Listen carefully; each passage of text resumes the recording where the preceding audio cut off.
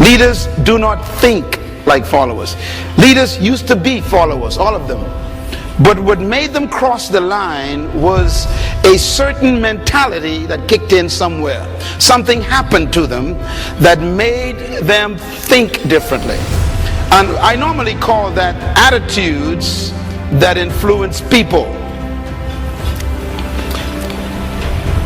If you want to be an impactful personality, you have to develop certain types of thinking and perceptions that change the way you see yourself and see the world. I call this the spirit of leadership. Now, there are only two animals on the planet that the Creator identified himself with. I want you to write them down. When I read the entire Bible, which is my favorite book, I read 4 books a month. I've read hundreds of books, and that's my commitment. For the last 20 years, I've been reading 4 books a month. And that gives you an idea of how much reading I do. Because if you're going to become influenced in the world, you have to be a reader. And when I read the Bible, I was shocked to find that there are 2 animals that the Creator identified himself with. The first one is the eagle. The eagle. And the second animal is the lion. And when I identified those 2 animals as his favorite to identify himself with, I recognized I better study these 2 animals, because if he is the leader of the universe and I want to be a leader on earth, I better find out the nature of these animals and also the attitude of these animals. And I discovered that both of them are the kings of their domain. The eagle is the king of the bird kingdom, and the lion is the king of the animal kingdom. I don't, therefore, want to not understand them.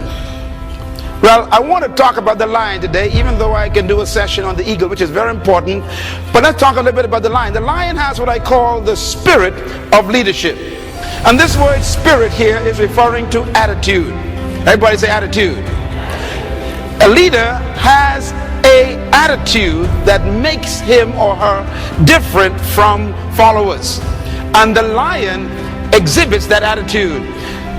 We have to cultivate the same attitudes that the lion has, because the lion apparently has been given the same attitudes that God himself identifies with, and he put it in these creatures. And apparently you and I are supposed to be the king of the animal kingdom, the rulers of all animals. So obviously we have somewhere trapped on the inside these same potential attitudes. Now, the lion is the king of the jungle, but the lion to me is a great source of encouragement to all of us. I want you to write this down. Remember this as long as you live. Number 1, the lion is not the tallest animal in the jungle. Number 2, the lion is not the largest animal in the jungle. Number 3, the lion is not the heaviest animal in the jungle. Number 4, the lion is not the smartest animal or the most intelligent animal in the jungle. And yet, the lion is the king. Tell your neighbor there's hope for you. That's right, because you ain't tall, you ain't smart, you ain't intelligent, you ain't the biggest, but you could be the leader. The lion, therefore, cancels all of your excuses for not becoming a leader. You don't need to be intelligent. You don't need to be smart. You don't need to have a certain height. You don't need to have a certain weight. You don't need to have any kind of advantage. And yet you can be the leader. Now, what's the main thing that shocks me about the lion is that the lion is not larger than the giraffe, bigger than the elephant, or heavier than the hippo. The lion is an amazing creature. He's not as smart as the hyena or the snake. And yet, when he shows up, they all run away. What makes the lion so unique? Well, here's one of my favorite quotes that I put in my books, and I believe it really brings home the point. An army of sheep led by a lion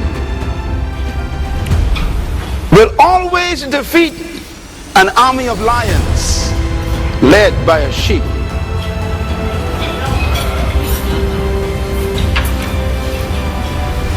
And the answers to that dilemma is this: because leadership can transform cowards into violent warriors. The right kind of leadership can transform people who are timid into bold people who are fearless. Leadership is that powerful.